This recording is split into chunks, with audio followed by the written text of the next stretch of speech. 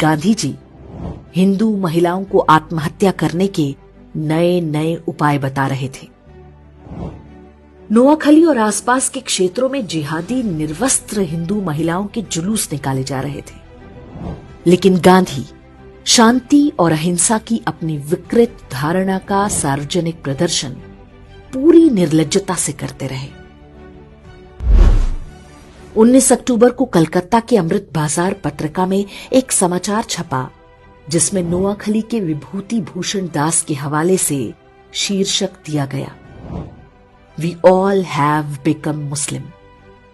इसमें बताया गया कि नोआखली में अधिकांश हिंदू पुरुषों को काट डाला गया है, महिलाओं और बच्चों को जबरन मुसलमान बना दिया गया, उन्हें गोमांस खिलाया जा रहा है और 5 वक्त नमाज पढ़ने का आदेश दिया गया है। बंगाल के तत्कालीन गवर्नर ने भी अपनी रिपोर्ट में इसकी पुष्टि की।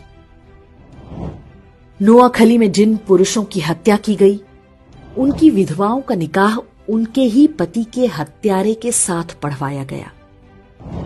बूढ़े मौलवियों की गिद्ध दृष्टि छोटी बच्चियों पर थी, जिन्हें वे अपनी हवस का शिकार बना सके। गांधी के कहने पर कांग्रेस के तत्कालीन अध्यक्ष आचार्य कृपलानी और उनकी पत्नी सुचेता कृपलानी नोआखली के दौरे पर गईं। आचार्य कृपलानी ने अपनी पुस्तक Gandhi his life and thoughts में लिखा है कि हमारी मुलाकात बंगाल के मुख्यमंत्री सुहरावर्दी और गवर्नर फ्रेडरिक बरूच से हुई। जब मैंने हिंदू महिलाओं के अपहरण और बलात्कार की बात पूछी तो गवर्नर बरोज ने उत्तर दिया, ये तो होना ही था। हिंदू महिलाएं मुस्लिम महिलाओं की तुलना में अधिक सुंदर होती हैं। मेरा मन किया कि मैं उन्हें वहीं पर पीट दूं, लेकिन मैंने खुद को रोक लिया। सुचेता कृपलानी ने कुछ हिंदू महिलाओं को बचाकर राहत कैंपों तक लाने में सफलता पाई। पीर गुलाम सरवर हुसैनी इस बात से इतना भड़क गया कि उसने फतवा जारी करके कहा कि जो भी सुचेता कृपलानी के साथ बलात्कार करेगा उसे गाजी की उपाधि दी जाएगी।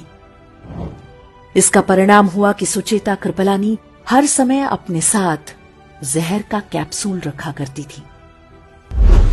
नोआखली नरसंहार शुरू होने के पूरे 1 महीने बाद गांधी ने वहां का दौरा किया। वे सबसे पहले पास के तिपरा नाम के स्थान पर गए। यहां दंगा पीड़ित हिंदुओं के लिए राहत शिविर चला रही सुचेता कृपलानी के साथ गांधी की मुलाकात हुई। उनके काम से खुश होने के बजाय गांधी जी ने सुचेता कृपलानी से कहा कि कैंप में रह रही हिंदू महिलाओं को निशुल्क खाना ना दिया जाए, बदले में उनसे काम कराया जाए। गांधी जी ने सुचेता कृपलानी को यह निर्देश भी दिया कि वे इन हिंदू महिलाओं से कहें कि वे वापस अपने गांव में जाकर मुसलमानों के साथ मिलजुल कर रहें, चाहे उनकी जान ही क्यों ना चली जाए। नाथूराम गोडसे और उनके मित्र नारायण आप्टे भी तब नोआखली गए थे।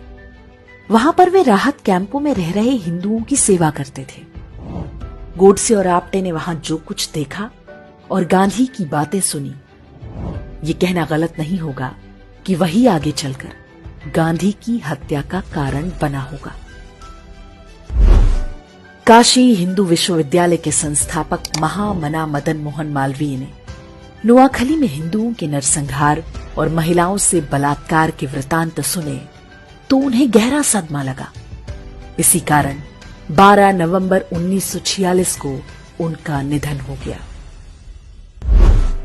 स्वतंत्रता के बाद बंगाल के पहले मुख्यमंत्री बने प्रफुल्ल चंद्र घोष ने अपनी पुस्तक Gandhi as I saw him में लिखा है, गांधी जी ने एक युवा से पूछा कि नोआखली में हिंदुओं और मुसलमानों की जनसंख्या का अनुपात क्या है। युवा ने उत्तर दिया, हिंदू 20% हैं और मुसलमान 80%। गांधी जी ने पूछा, जमीनें किस अनुपात में हैं? युवक ने बोला, 80% जमीनें हिंदुओं की हैं और 20% मुसलमानों की। तब गांधी ने कहा, संघर्ष का असली कारण यही है।